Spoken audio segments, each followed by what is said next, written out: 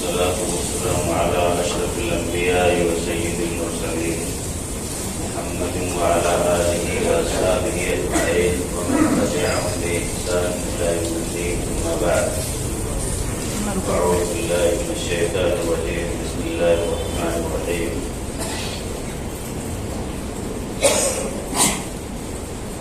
وما تشاءون إلا أن يشاء الله رب العالمين. حضرات، گزشتہ درس میں سورہ کہف سے حاصل ہونے والے فوائد، دروس اور اسباب کے ضمن میں یہ بات عرض کی جا رہی تھی کہ ایک مسلمان کو اپنے کسی کام کے کرنے کا جب وہ ارادہ کرے تو اس سے پہلے انشاءاللہ ضرور کہنا چاہیے. انشاءاللہ کہنے کے فوائد کا ذکر گزشتہ درس میں دیا جا چکا ہے. آج کے درس میں انشاءاللہ العزیز انشاءاللہ نہ کہنے کے نقصانات کا ذکر ہوگا کہ ایک مومن کو چاہیے کہ وہ اپنا کوئی بھی کام کرنا چاہے تو اس طرح سے کہے انشاءاللہ مجھے یہ کام کرنا ہے، انشاءاللہ مجھے حج کرنا ہے، عمرے کے لیے انشاءاللہ جانا ہے، انشاءاللہ گھر خریدنا ہے، انشاءاللہ اپنے بچے کی تعلیم کے لیے یہ انتظام کرنا ہے. اس طرح سے کہنا چاہیے.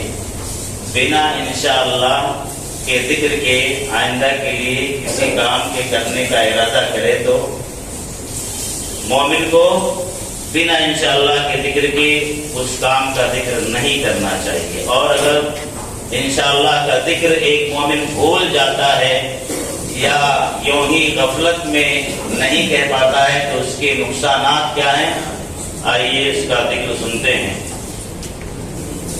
اللہ کے نبی صلی اللہ علیہ وسلم کی سیرت اور آپ کی زندگی کے حوالے سے تو گزشتہ درس میں بھی ذکر کر چکا ہوں کہ اللہ کے نبی صلی اللہ علیہ وسلم سے بھی جب اس طرح کی بھول ہو گئی تو آپ کو کس قدر تکلیف اٹھانی پڑی. چنانچہ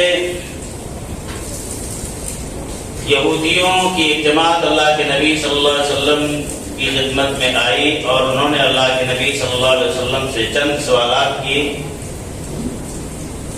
اللہ کے نبی صلی اللہ علیہ وسلم سے اصحاب کہف کے بارے میں پوچھا، روح کے بارے میں پوچھا کہ روح کی حقیقت کیا ہے، اور اسی طریقے سے ذوالقرنین کے بارے میں پوچھا کہ ذوالقرنین کے بارے میں آپ کیا جانتے ہیں.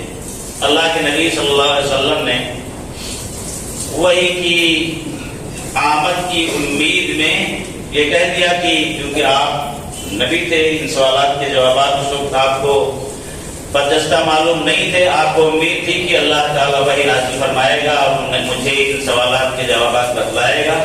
چنانچہ آپ نے وعدہ کر لیا کہ میں ان سوالات کے جوابات کر دوں گا.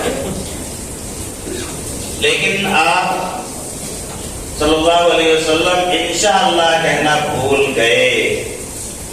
بھولنے کا نتیجہ کیا ہوا؟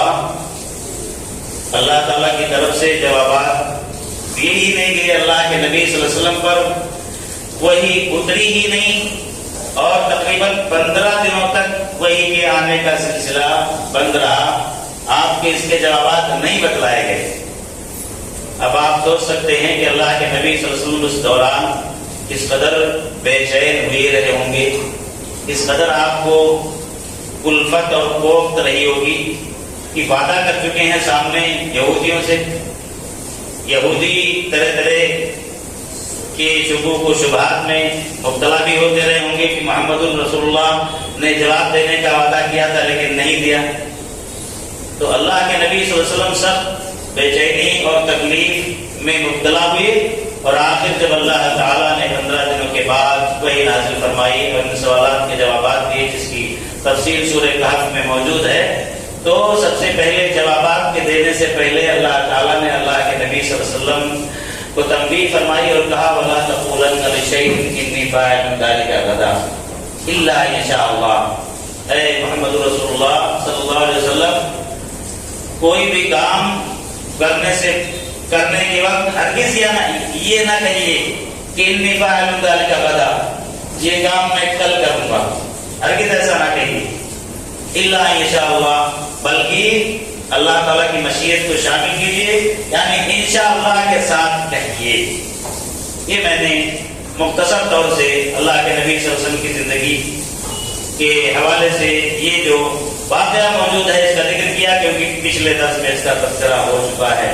اب آپ سوچ سکتے ہیں کہ نبی اکرم صلی اللہ علیہ وسلم کی ذات گرامی اس قدر معظم، محتشم اور مقدس ہے، اور آپ ایک نبوت کے پلیٹ فارم سے بات کر رہے ہیں، آپ نبوت کا ایک مشن لے کر کے چل رہے ہیں، پھر بھی اللہ تعالیٰ نے وہی روک دی انشاءاللہ نہ کہنے کے نتیجے میں امت کو بتانے کے لیے کہ جب نبی اکرم صلی اللہ علیہ وسلم سے اس سلسلے میں اگر بھول ہو جائے تو آپ کو بھی اس طریقے اتنی تکلیف کا سامنا کرنا پڑ سکتا ہے، تو ہم اور آپ اگر اپنے کسی کام سے پہلے انشاءاللہ نہ کہیں یا بھول جائیں تو ہمیں کس قدر تکلیف کا سامنا پڑ سکتا ہے۔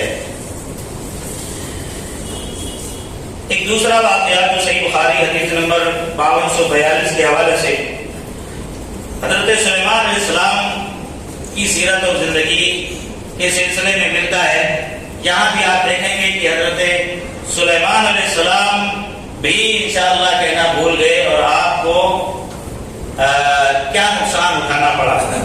حضرت ابو ہریرہ رضی اللہ تعالیٰ عنہ سے یہ روایت ہے، بیان فرماتے ہیں کہ سلیمان علیہ السلام نے ایک مرتبہ کہا، قال سلیمان بن داؤد علیہ السلام لا تفن اللیلۃ بمئۃ امرأۃ تلد كل امرأۃ غلاما یقاتل فی سبیل اللہ۔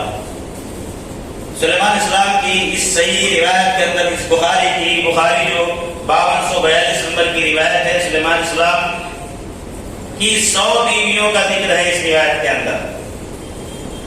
سلیمان اسلام کی 100 بیویاں تھیں۔ سلیمان علیہ السلام نے ایک دن کہا یا ارادہ کیا کہ میں آج کی رات اپنی سبھی بیویوں سے شباشی کروں گا، سبھی بیویوں کے ساتھ رات گزاروں گا، اور اس رات گزارنے کے نتیجے میں تلد کل امرأۃ غلاما، ہر عورت سے، ہر بیوی سے بچے کی تولید ہوگی، ولادت ہوگی، جسے میں اللہ تعالیٰ کے راستے میں اللہ کے راستے میں جہاد کے لیے لگاؤں گا۔ نیت کیا تھی؟ اس شباشی کے نتیجے میں جو اولاد ہوگی میں جہاد کے لیے لگاؤں گا۔ یہ نبی کی یہ نیت نبی کی ہے، اور نیت کس چیز کی ہے یہ بھی قابل غور چیز ہے۔ فلم یقل انشاءاللہ ونسیا، انشاءاللہ سلیمان علیہ السلام نے نہیں کہا، بھول ہو گئی سلیمان علیہ السلام سے۔ فَأَطَافَ بِهِنَّ وَلَمْ تَلِدْ مِنْهُنَّ إِلَّا امْرَأَةٌ، سب کے پاس سلیمان علیہ السلام حسب ارادہ اس رات گئے، لیکن کسی ایک بیوی سے کوئی بچے کی ولادت نہیں ہوئی، یعنی نطفہ قرار نہیں پایا، اور بعد میں ولادت اور حمل وغیرہ کا جو وقت پیریڈ ہوتا ہے وہ گزر جانے کے بعد نہ تو کسی کے یہاں استقرار ہوا اور نہ کسی کے یہاں بچے کی تولید ہوئی۔ ایک بیوی سے ایک بچے کا جنم ہوا، وہ بھی نصف انسانی، وہ بچہ بھی ناقص الخلقت تھا، ہینڈی کیپ کہہ سکتے ہیں، معذور، ادھورا، مکمل انسان نہیں، نفس جو بھی رہا ہو، ہاتھ نہیں کی، پیر نہیں کی، کیا چیز سلامت نہیں، لیکن حدیث کے الفاظ ہیں، اللہ کے نبی صلی اللہ علیہ وسلم فرماتے ہیں نصف انسانی، وہ نصف انسان، مکمل انسان تھا ہی نہیں، مکمل بچہ تھا ہی نہیں۔ قال النبی صلی اللہ علیہ وسلم لو قال انشاءاللہ لم یحنث وکان ارجا لحاجتہ، اللہ کے نبی صلی اللہ علیہ وسلم فرماتے ہیں کہ اگر سلیمان علیہ السلام نے انشاءاللہ کہہ لیا ہوتا تو آپ کی امید اور مراد بر آتی، یعنی آپ کی مراد پوری ہوتی۔ اگر سلیمان علیہ السلام نے انشاءاللہ کہا ہوتا تو آپ کی مراد پوری ہوتی،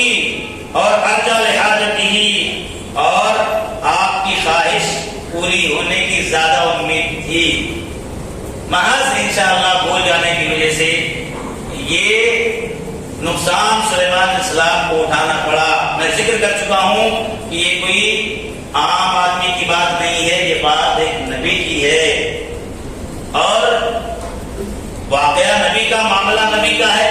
نبی تو اللہ کا برگزیدہ ہوتا ہے، اور ارادہ بھی کوئی دنیاوی ارادہ نہیں ہے کہ میرے بچے پیدا ہوں گے تو ایک کو اس کام میں لگاؤں گا، ایک کو اس کام میں لگاؤں گا۔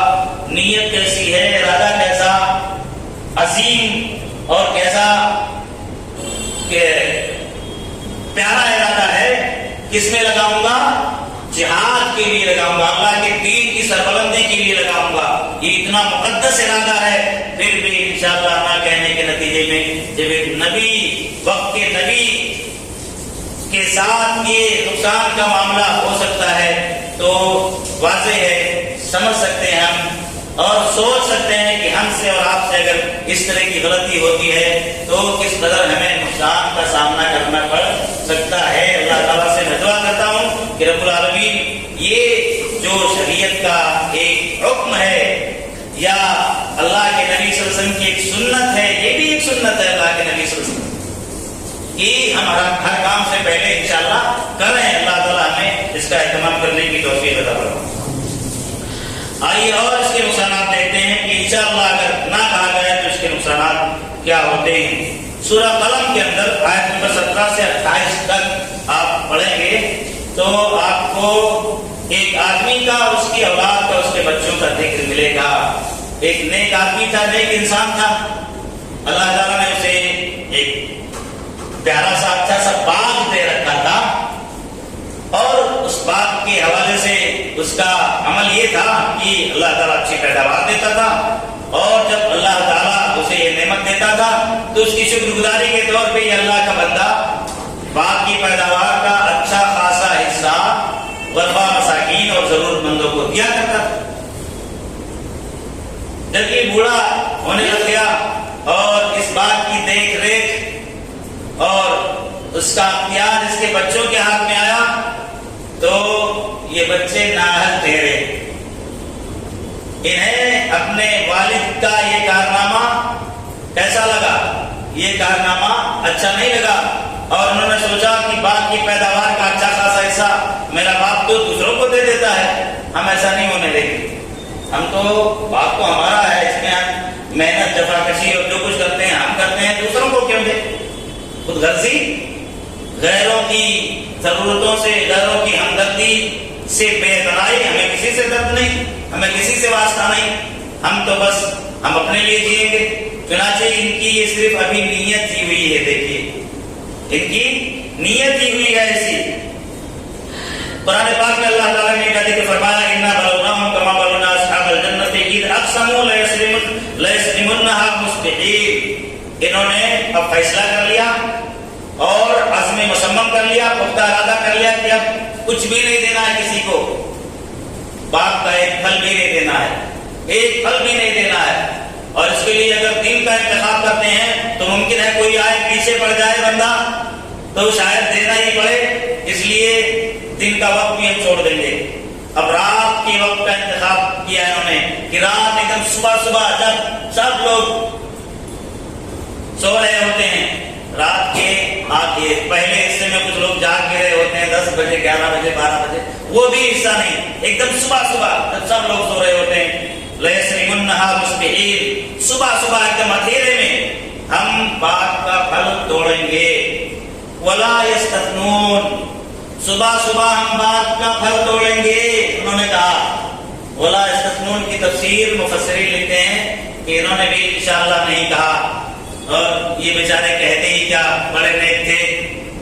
جب نیکوکار لوگوں کا یہ حال رہا، اللہ کے نبی صلی اللہ علیہ وسلم کا، سلیمان علیہ السلام کا کہ انشاءاللہ بھولے تو اس نتیجے تک پہنچ گئے، اور یہ تو خیر اللہ خیر صلی اللہ کتنے گئے گزرے لوگ تھے، اور ان کو توفیق ہی کیا ہوتی ہے انشاءاللہ کہنے کی، اور ایسے لوگوں کی عادت ہی کہاں ہوتی ہے انشاءاللہ کہنے کی۔ یہ ساری چیزیں جو سنت کے قبیل سے ہوتی ہیں، شریعت کے بعد جو اصول ہوتے ہیں، ظاہر سی بات ہے جس کے اندر تدین پسندی کی داری رہتی ہے وہ اس کا اہتمام کر پاتا ہے۔ یہ تو گئے گزرے لوگ کیا کہتے تو اسی حساب سے ان سے بھی انشاءاللہ نہ کہا گیا.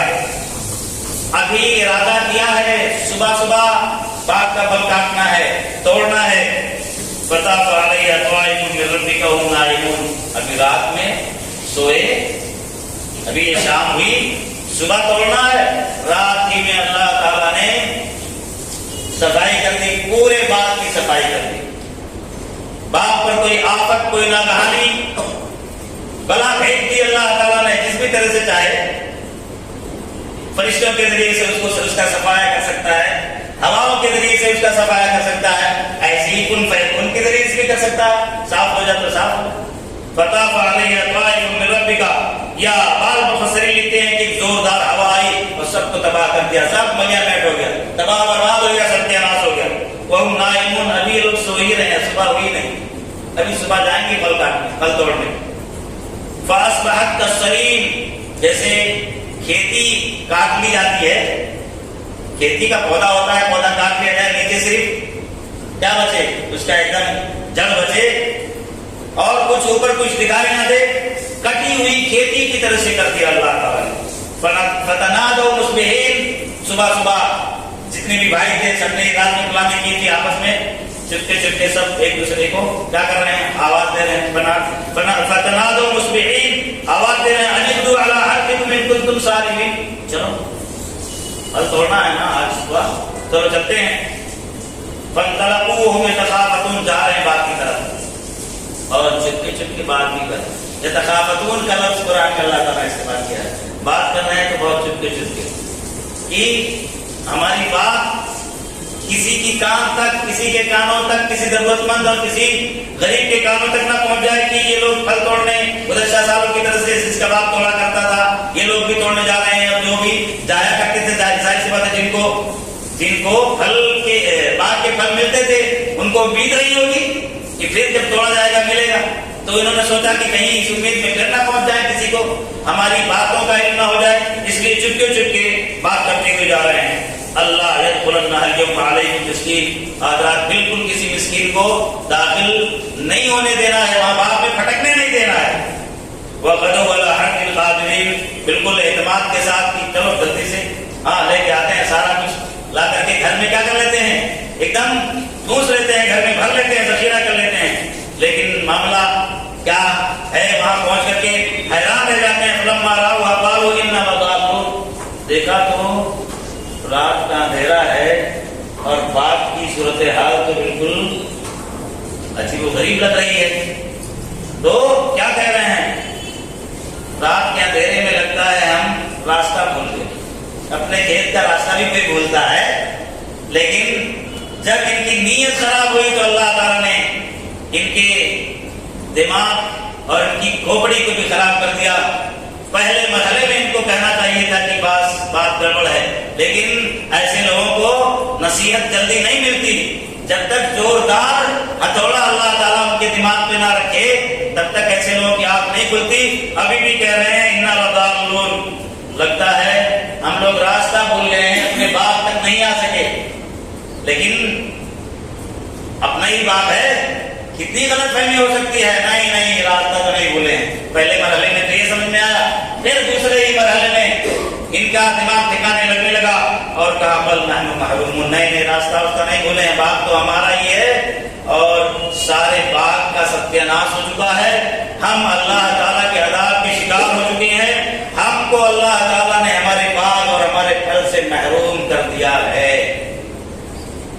قال اوسطهم الم اقل لكم لولا تسبحون, اس میں سے جو بیچ والا تھا اس نے لگتا ہے کچھ شروع میں جب پلاننگ ہو رہی تھی تو کچھ آبجیکشن کیا تھا, اس آیت سے لگتا ہے کہ نہیں ایسا نہیں کرنا چاہیے, ایسا ہمیں نہیں کرنا چاہیے, ضرورت مندوں کا خیال رکھنا چاہیے. کہتا ہے الم اقل لكم, میں نے کہا نہیں تھا تم لوگوں سے کہ اللہ کی تسبیح بیان کرو, اللہ کو یاد کرو, اللہ کا شکر ادا کرو, ضرورت مندوں کو دیا کرو, لیکن تم نے نہیں سمجھا, اس لیے تمہارے ساتھ اللہ تعالیٰ کا یہ عذاب آیا ہے اور تم اللہ کی گرفت اور پکڑ سے دو چار ہو گئے ہو. یہ واقعہ کہاں یہ بتاتا ہے, قرآن کے اندر موجود یہ واقعہ کہ ان کی نیت کی گڑبڑی کی وجہ سے جہاں اللہ تعالیٰ نے ان کا مواخذہ کیا, ان کی گرفت کی، ان کی پکڑ کی، وہیں اس کی وجہ ایک وجہ انشاءاللہ نہ کہنا کی ہے۔ ان لوگوں نے بھی انشاءاللہ نہیں کہا، انشاءاللہ کہنے سے انہیں بھی چوک ہوئی۔ آئیے اب دیکھتے ہیں آخری بات کے طور پر، یعنی آخری پوائنٹ کے طور پر، یہ 3 پوائنٹ ہوئے، ایک تو اللہ کے نبی صلی اللہ علیہ وسلم کی زندگی کے حوالے سے، سیرت کے حوالے سے، سلیمان علیہ السلام کی سیرت کے حوالے سے، اور پھر باپ والوں کی سیرت کے حوالے سے۔ آخری پوائنٹ یہ ہے کہ ہم میں سے بہت سارے لوگ کبھی کبھار انشاءاللہ کو ڈھال بناتے ہیں اپنے دھوکے کا، اور انشاءاللہ کی وجہ سے سامنے والا دھوکے میں پڑ جاتا ہے۔ بھائی میرا یہ کام کر دیجیے، ہاں انشاءاللہ کر دوں گا، انشاءاللہ کر دوں گا۔ انشاءاللہ کا لفظ تو استعمال کیا، لیکن اندر سے نیت جو ہے ابھی نیت کے اندر کھوٹ ہے، پہلے ہی سے طے ہوتا ہے کہ نہیں کرنا ہے، یا پہلے ہی سے ان کی نیت میں فتور ہوتا ہے، لیکن بس اس کو دھوکہ دینے کے لیے، اسے مطمئن کرنے کے لیے وہ مطمئن ہو جائے۔ انشاءاللہ کہتے ہیں، اگر کبھی انشاءاللہ کہہ کر کے ہم اس پر قائم نہ رہیں تو اس کا انجام کیا ہوتا ہے دیکھتے ہیں۔ سورہ کہف کے اندر جس حوالے سے درس چل رہا ہے، سورہ کہف سے حاصل ہونے والی چند نصیحتیں، اسی سورہ کہف سے یہ نصیحت بھی ملتی ہے کہ اگر انشاءاللہ کہہ کے ہم اس پر قائم نہ رہیں تو کیا نقصان ہمارا ہو سکتا ہے، کس تکلیف میں آ سکتے ہیں۔ موسیٰ علیہ السلام سے کسی نے پوچھا ان کے زمانے میں کہ اس وقت کا بڑا عالم کون ہے؟ میں پورا واقعہ نہیں بتاؤں گا کیونکہ مجھے موسیٰ علیہ السلام کا واقعہ نہیں ذکر کرنا، بلکہ انشاءاللہ کہہ کر کے قائم نہ رہ پایا کوئی شخص تو اس کا نقصان دیکھنا۔ پوچھا کسی شخص نے کہ سب سے بڑا عالم کون ہے؟ کہ نبی موسیٰ علیہ السلام تھے تو نبی تو سب سے بڑا عالم ہوتا ہی ہے۔ موسیٰ علیہ السلام نے کہا میں ہوں۔ حالانکہ جواب میں کوئی گڑبڑی نہیں تھی، لیکن پھر بھی اللہ تعالیٰ کو یہ بات حلیف نہیں لگی۔ شاید اللہ تعالیٰ کو کچھ اور کہلوانا مقصود تھا کہ اللہ بہتر جانتا ہے، ٹھیک ہے میں بھی نبی ہوں، مجھ سے بھی آپ کچھ پوچھ سکتے ہیں۔ اللہ کی منشا ممکن ہے اس طرح کی کچھ رہی ہو کہ موسیٰ علیہ السلام کو یہ جملہ نہیں کہنا چاہیے، واللہ عالم سب سے بڑا عالم کون ہے، اللہ بہتر جانتا ہے، میں بھی نبی ہوں، آپ کو کچھ پوچھنا ہو تو مجھ سے پوچھ لیجیے۔ اس طرح کا جملہ شاید اللہ کو مطلوب تھا۔ بہرحال لیکن ایسا لگا کہ اللہ تعالیٰ کو موسیٰ علیہ السلام کا یہ جملہ اور یہ بات آپ کی پسند نہیں آئی کہ میں سب سے بڑا عالم ہوں۔ اللہ تعالیٰ نے موسیٰ علیہ السلام کو کہا کہ فلاں جگہ چلے جائیے، ایک میرا بندہ ملے گا، وہ وقت کا آپ سے بھی بڑا جانکار ہے، عالم ہے۔ موسیٰ علیہ السلام نے کہا کہ اللہ تعالیٰ کو بندہ ملے گا کیسے، مجھے کیسے میں جاؤں، کہاں جاؤں، کیا نشانی؟ اللہ تعالیٰ نے کہا مجمع البحرین، دو دریاؤں کے سنگم، جو جہاں دو دریا ملتے ہیں وہاں جاؤ، مچھلی لے کر کے جانا، اگر وہاں کہیں مچھلی غائب ہو جائے تو وہیں وہ بندہ ملے گا، میرا وہ بندہ وہی ملے گا۔ چنانچہ اپنے ایک نوجوان کے ساتھ موسیٰ علیہ السلام اپنے ساتھ ایک نوجوان کو لے لیا، اپنے کچھ اپنی خدمت کے لیے، بعض چیزوں میں اپنے تعاون اور مدد کے لیے۔ چنانچہ جب گئے اس جگہ پہنچ بھی گئے، مجمع البحرین جہاں جانا تھا وہاں پہنچ بھی گئے، اور مچھلی کے بارے میں اللہ تعالیٰ نے کہا تھا کہ یہ مچھلی جہاں غائب ہو جائے گی اور عجیب و غریب انداز میں سمندر میں چلی جائے گی، وہی اس بندے کے ملنے کی جگہ ہوگی۔ وہ مچھلی غائب کی ہو گئی، وہاں موسیٰ علیہ السلام اور اس کے آپ کے نوجوان ساتھی وہاں تھوڑا آرام کرنے کے لیے رکے، وہ مچھلی غائب کی ہو گئی اور بھول بھی گیا۔ یہ تفصیل آپ سورہ کہف کی آخری جو آیات ہیں یا سورہ کہف کی یہ آیات جن میں ان کا ذکر ہے، پوری تفصیل آپ پائیں گے۔ یہ نوجوان اور موسیٰ علیہ السلام آگے بھی چلے گئے۔ بعد میں موسیٰ علیہ السلام نے کہا کہ مچھلی لائیے بھائی، اس نوجوان سے کہا بھائی ناشتہ کرتے ہیں، تو نوجوان نے کہا وہ جہاں رکے تھے وہاں تو مچھلی غائب ہو گئی تھی اور میں آپ سے ذکر کرنا چاہتا تھا، بھول گیا، شیطان نے مجھے بلا دیا۔ موسیٰ علیہ السلام نے کہا کہ وہی جگہ تو تھی، وہی تو ہمیں جانا تھا۔ پھر واپس آئے تو وہاں اس بندے سے ملاقات ہوئی۔ یہ بندہ اللہ تعالیٰ کا کون ہے؟ خضر علیہ السلام ہے۔ ان کے بارے میں لوگ پتہ نہیں کیا کیا کہتے ہیں، لیکن یہ نبی نہیں ہے، یہ نبی نہیں ہے. لوگ خضر کے بارے میں اور باتیں کہتے ہیں کہ آپ بھی زندہ ہیں, وہ قیامت تک زندہ رہیں گے, لوگوں کو راستہ بتاتے ہیں, یہ سب کہانیاں ہیں. لیکن قرآن میں صرف اتنا ذکر ہے کہ قرآن میں نام کا ذکر نہیں ہے اس بندے کا. خضر علیہ السلام کی طرف اشارہ ہے.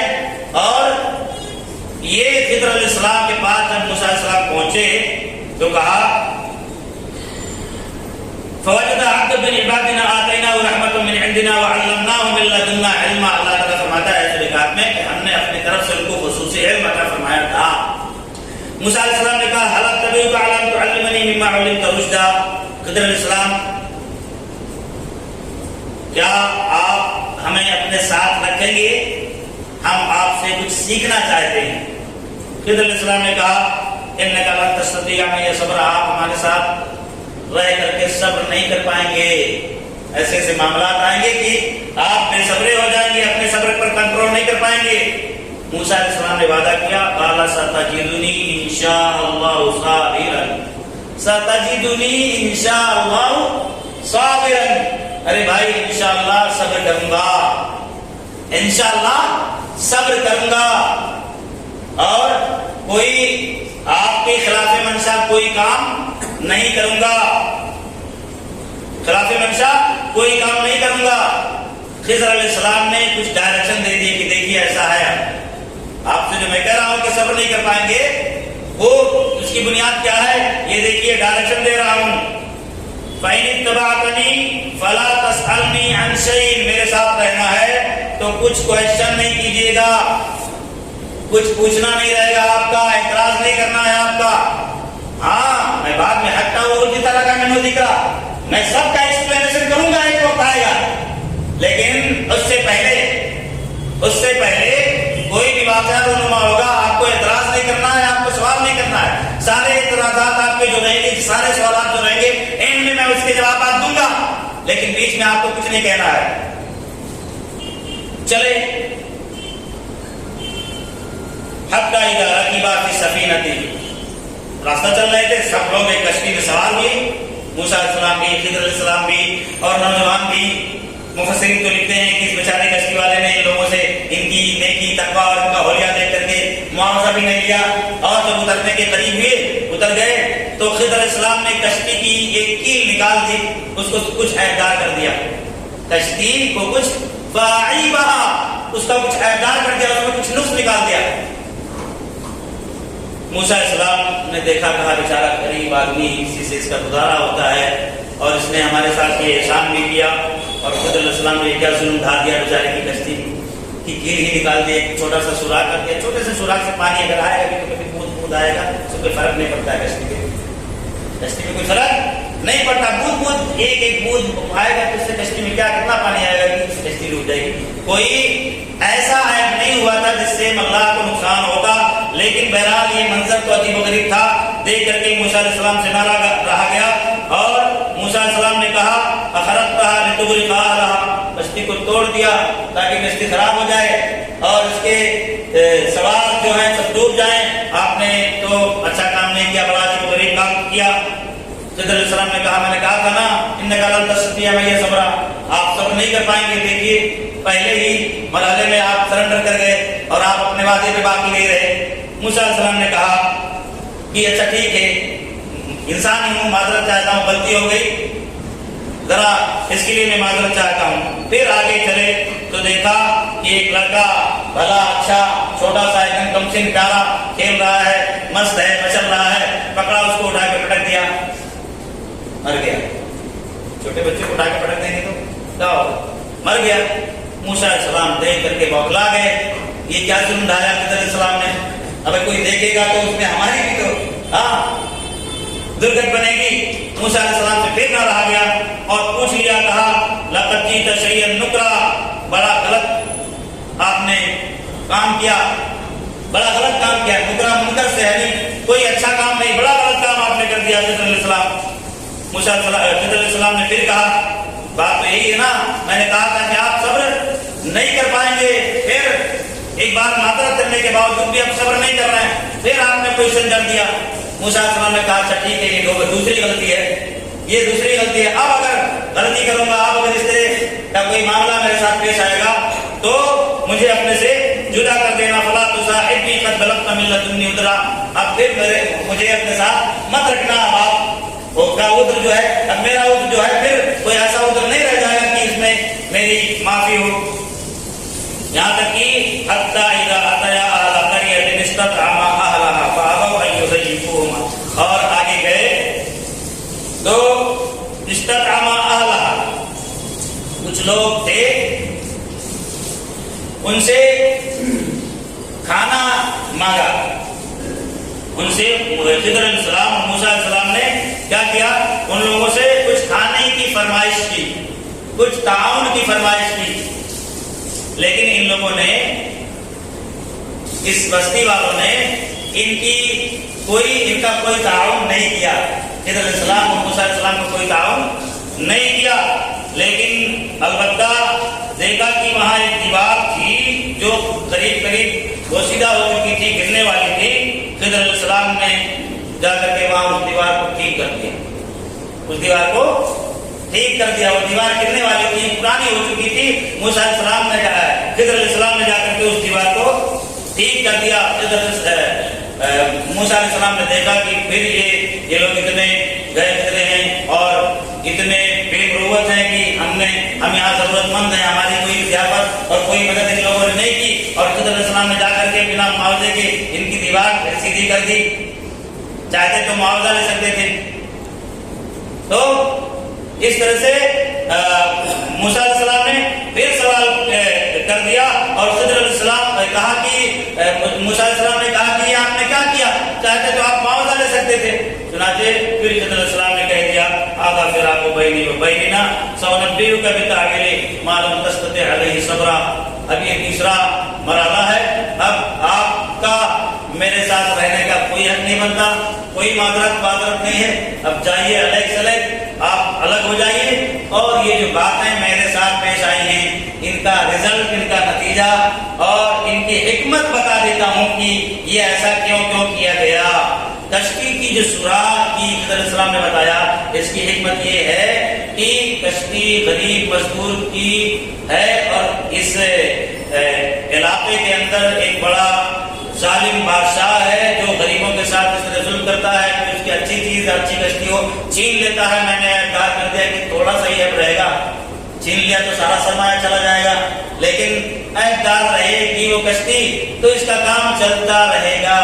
اس وجہ سے میں نے اس کشتی میں تھوڑا سوراخ کیا، اور جس بچے کو میں نے پٹک دیا مر گیا، اس بچے کے بارے میں مجھے اللہ تعالیٰ نے علم دیا کہ اس کے ماں باپ نیک ہیں، اور یہ ماں باپ کا بڑا نافرمان نکلے گا، ماں باپ کی زندگی ستیاناش کر دے گا، اس لیے نہ رہے بانس نہ بجے بانسری، ماں باپ بیچارے نیک لوگ جب یہ اپنی بدماشی سے نیکوں کو پریشان کرے گا تو بڑی تکلیف میں مبتلا رہیں گے، اس لیے ان نیکوکاروں کی مدد کے لیے میں نے یہ کام انجام دیا کہ اس بچے کو پٹک دیا، اور اسی طریقے سے جو گھر دیوار میں نے سیدھی کی، خضر علیہ السلام نے کہا وہ دیوار کان لغلامین یتیمین فی المدینہ وکان تحتہ کنز لہما، یہ دیوار دو یتیم بچوں کی تھی، اور اس کے نیچے اس کے باپ دادوں کا خزانہ مدفون تھا۔ اگر یہ دیوار گرتے گرتے اور گر جاتی تو خزانہ نظر آ جاتا، اور محلے علاقے ایریے کے چور و چکے سب اٹھا لے جاتے، اور یہ بیچارے غریب بچے اس سے محروم رہ جاتے۔ اور یہ دیوار سیدھی کر دینے کی منشا اور مصلحت یہ ہے کہ بچے تھوڑا بڑے ہو جائیں اور پھر دیوار یوں ہی باقی رہے، دیوار یعنی باقی رہے، بچے بڑے ہوں، اور پھر اس دیوار کی دیکھ ریکھ کریں، اس کی تعمیر اور توسیع کریں، اس میں کام دھام کریں، تو ظاہر سی بات ہے یہ جو کھدائی کریں گے تو ان کو، ان بچوں کو، ان یتیم بچوں کو جو بیچارے مفلس اور غریب اور یتیم قسم کے ہیں، ان کو یہ خزانہ مل جائے گا، اور اگر میں نہ سیدھا کیا اس کو تو گرتے ہوئے ان کی یتیمی کی حالت میں یہ بڑے نہیں ہوں گے، لوگوں کی نظر اس پر پڑ جائے گی، اور لوگ اس میں خیانت کر کے ان کے بچوں، ان یتیم بچوں کے ساتھ اسی طرح سے ظلم کا معاملہ کریں گے۔ اب اس پورے واقعے کے ذریعے سے نتیجہ اور خلاصہ ہمیں نکالنا ہے کہ دیکھیے انشاءاللہ کہا کس نے؟ موسیٰ علیہ السلام نے انشاءاللہ کہا، لیکن انشاءاللہ پر اپنے انشاءاللہ پر قائم نہ رہے، قائم ہوتے اپنے انشاءاللہ پر، اور جس بات کا معاہدہ کیا تھا کہ کچھ سوال نہیں کرنا ہے، معاہدے پر قائم رہتے، انشاءاللہ پر قائم رہتے، تو ابھی تو 3 ہی حکمتیں دیکھنے کو ملی تھیں، اور پتہ نہیں کیسی رموز اور حکمت کی باتیں موسیٰ علیہ السلام کو خضر علیہ السلام کے ذریعے سے ملتی رہتی۔ اللہ تعالیٰ سے دعا ہے کہ رب العالمین اللہ تعالیٰ نے قرآن پاک میں جو واقعات ذکر فرمائے ہیں اور اسی طریقے سے جو حکایات ذکر فرمائے ہیں، ان کے پیچھے جو حکمتیں ہیں، جو راز ہیں، ان کو ہمیں سمجھنے کی اور اس کو عملی جامہ پہنانے کی توفیق عطا فرما۔ خاص طور سے درس اس عنوان سے ہے کہ ہمیں اور ہر مومن کو اپنے ہر کام سے پہلے انشاءاللہ کہنا چاہیے اللہ تعالیٰ کی مشیت کا مطلب یہ ہے کہ ہم اللہ کی مدد شامل کر رہے ہیں۔ انشاءاللہ کا مفہوم یہ ہے کہ اگر اللہ چاہے، یعنی اے اللہ تو چاہ لے، اے اللہ ہماری چاہت سے کچھ نہیں ہو سکتا، ہم اپنے تدبیر اور اپنی کوشش سے کچھ نہیں کر سکتے، اے اللہ تو چاہے تو ہو جائے گا۔ گویا کہ ایک طرح سے اللہ تعالیٰ سے دعا بھی ہے، اللہ تعالیٰ ہمیں اس کا اہتمام کرنے کی توفیق عطا فرمائے۔ السلام علیکم ورحمۃ اللہ وبرکاتہ۔